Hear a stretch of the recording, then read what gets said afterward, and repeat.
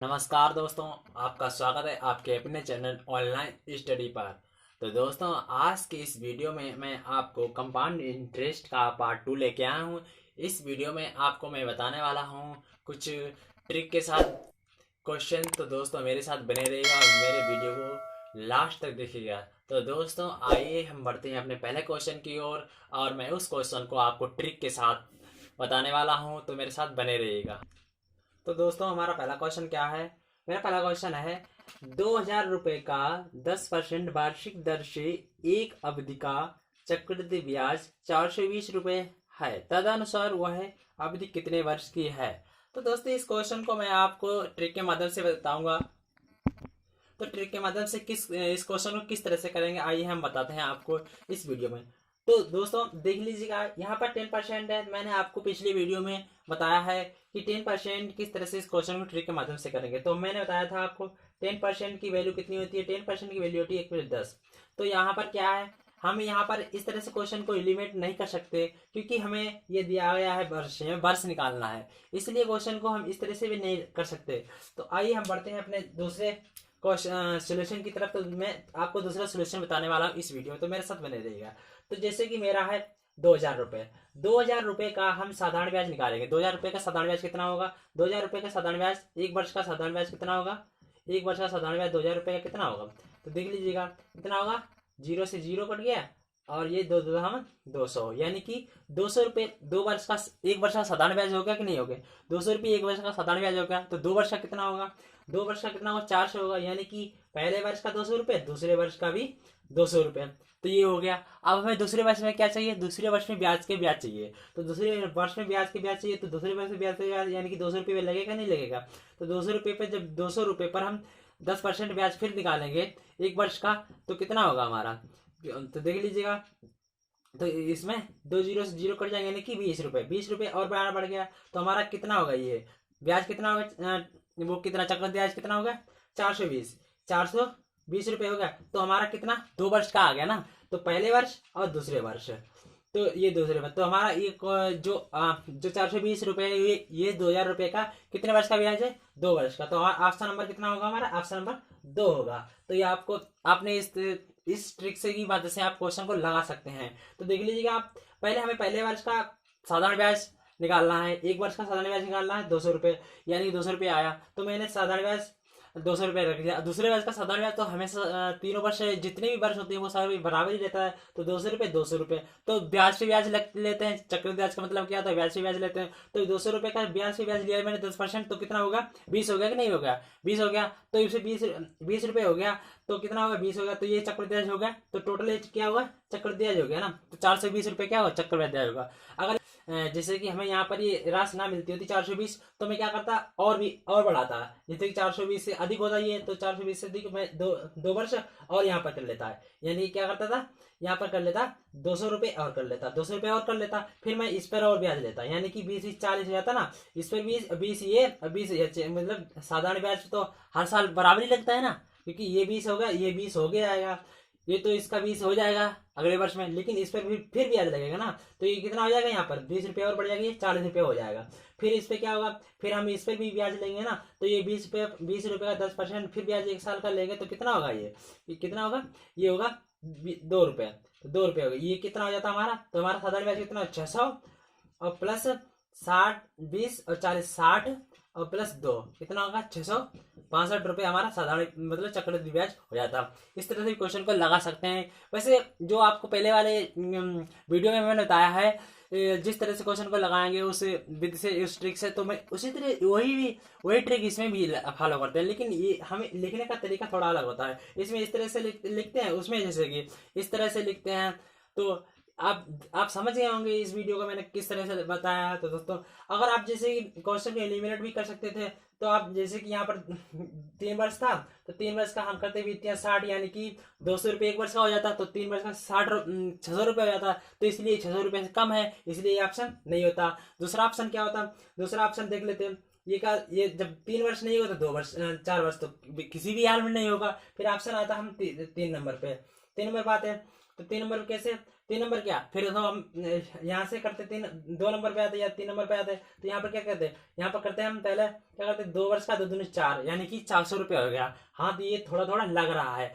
फिर हम 200 रुपये का फिर 10% निकाल लेते तो कितना आता हमारा, 10% 20 रुपये। हाँ तो ये ऑप्शन हमारा हो जाता। और दूसरे वर्ष का तो लास्ट वाला तो होता ही नहीं, क्योंकि ये 200 रुपये और 100 रुपये और जुड़ता 100 रुपये का 200 रुपये का, यानी कि 100 रुपये और प्लस ये 20 रुपये हो जाता, तो ये 320 रुपये हो जाता। तो ये किसी भी हाल में नहीं होता। तो आपको ऑप्शन से भी एलिमिनेट कर सकते हैं इस क्वेश्चन को। तो आप समझ गया।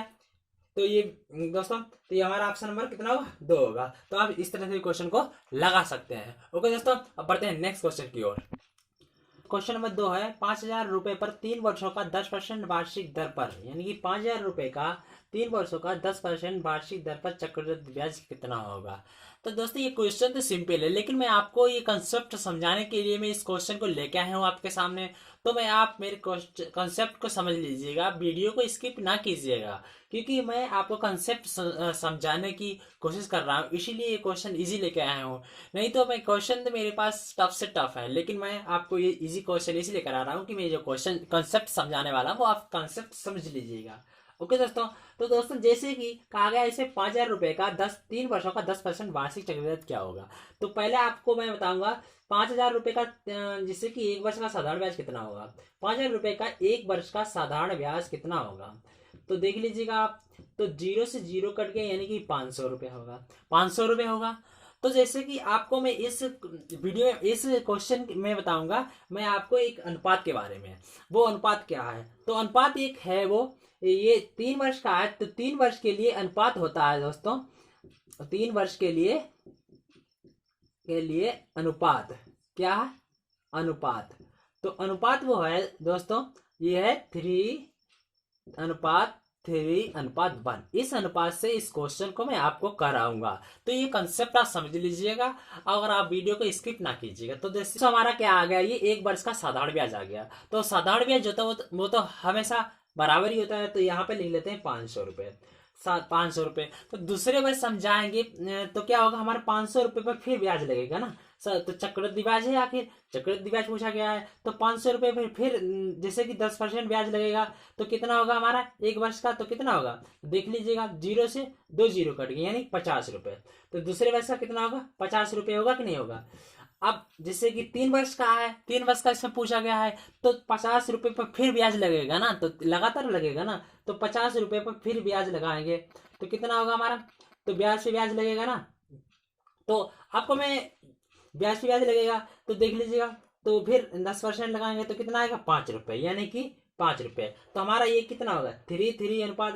तो अब इसका अनुपात का हम प्रयोग इसमें करेंगे। तो यहाँ पे लिखेंगे 3:3:1। तो यहाँ पर जैसे कि 50 में 3 ही गुणा कर लो और 5 में 1 की गुणा कर लो। तो यहाँ पर ये 500 में और 50 में इनकी गुणा कर लीजिएगा।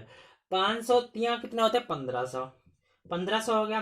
प्लस 50 तिया 150, 150 प्लस 5 सेकंड 5, यानी कितना होगा 15 1 16, 1655, यानी कि 1655 रुपये हमारा क्या होगा, क्या होगा, एसआई होगा, एसआई नहीं सॉरी सीआई होगा। तो हमारा 1655 कितना क्या होगा, हमारा चक्रवृद्धि ब्याज होगा। ऑप्शन नंबर हमारा कितना होगा, 2 होगा। तो ये हमारा होगा राइट आंसर।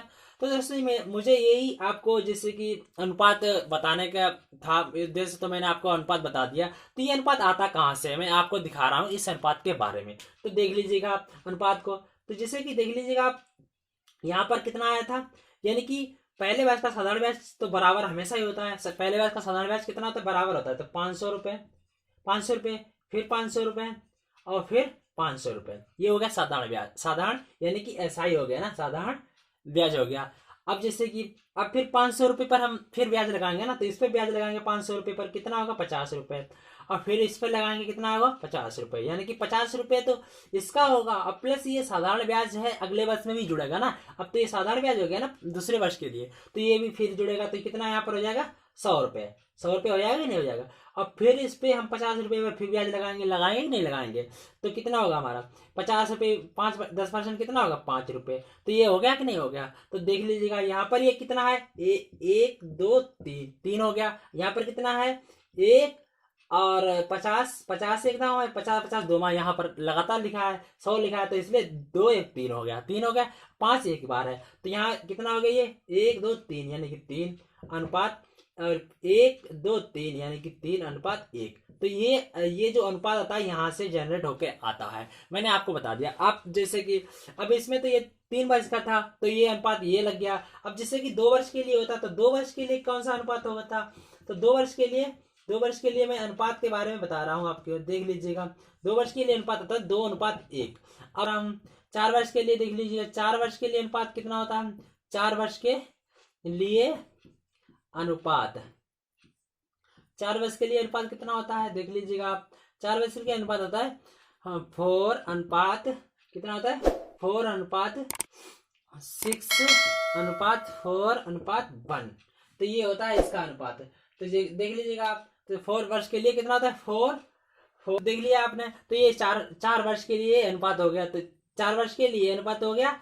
और 3 वर्ष के लिए ये अनुपात, 3 वर्ष के लिए ये अनुपात हो गया। और 2 वर्ष के लिए ये अनुपात हो गया। तो इस अनुपात से भी क्वेश्चन आप लगा सकते हैं, क्यों नहीं, क्योंकि जैसे कि कभी कभी तो आप जैसे कि अब आपने ये कंसेप्ट समझ लिया तो आपको ये सब लिखना नहीं पड़ेगा ना, आप आराम से इस कंसेप्ट को समझ के आप क्वेश्चन को हल कर सकते हैं। तो दोस्तों देख लीजिएगा, तो आप जैसे कि और भी 5 वर्ष और 6 वर्ष के लिए भी अनुपात है। 5 वर्ष के लिए अनुपात होता है 5 वर्ष के लिए भी अनुपात होता है। 5 वर्ष के लिए अनुपात होता है कितना होता है, जैसे कि 5 × 10 × 10 × 5 × 1। तो ये 5 वर्ष के लिए अनुपात होता है। ये होता है 5 कितना होता है, ये होता है जैसे कि देख लीजिएगा 5:10:5 10:5:1। तो ये इसका अनुपात होता है, देख लिया आपने। तो ये हो गया 5 वर्ष के लिए अनुपात। तो आपको ये अनुपात समझ में आया होगा कि नहीं आया होगा, क्योंकि जैसे कि यहाँ पर साधारण ब्याज बराबर रहता है हमारा, और फिर चक्रवृद्धि ब्याज भी बराबर रहता है। दूसरे वर्ष के लिए वो साधारण ही ब्याज हो जाता है ना एक तरीके से। तो और उसके बाद ब्याज लेंगे तो ये चक्रवृद्धि ब्याज होगा, तो ये बराबर होगा 1 2 3 आ गया, यहाँ पर ही 3 होगा, ये 1 होगा। तो इसी तरीके से इनके भी अनुपात जनरेट होते हैं। तो दोस्तों आपको ये क्वेश्चन कैसा लगा, मेरी ट्रिक कैसी लगी, तो दोस्तों मुझे कमेंट बॉक्स में जरूर बताना। ओके दोस्तों, तो आज को मैंने जो क्वेश्चंस कराए हैं, आपको ये वीडियो अच्छा लगा है तो मेरे वीडियो को लाइक करें और शेयर करें। और अगर आपने अभी तक मेरे चैनल को सब्सक्राइब नहीं किया तो मेरे चैनल को सब्सक्राइब कर लें, जिससे कि जो भी वीडियोज डालूं तो उसका नोटिफिकेशन सबसे पहले आपके पास पहुंचे दोस्तों। तो दोस्तों आज के लिए इतना काफी है। मेरा ये दोस्तों पार्ट 2 कंप्लीट हो गया है, कंसेप्ट भी मैंने आपको समझा दिया है। तो मैं आपको मिलते हैं हम नेक्स्ट वीडियो में, तब के लिए जय हिंद जय भारत।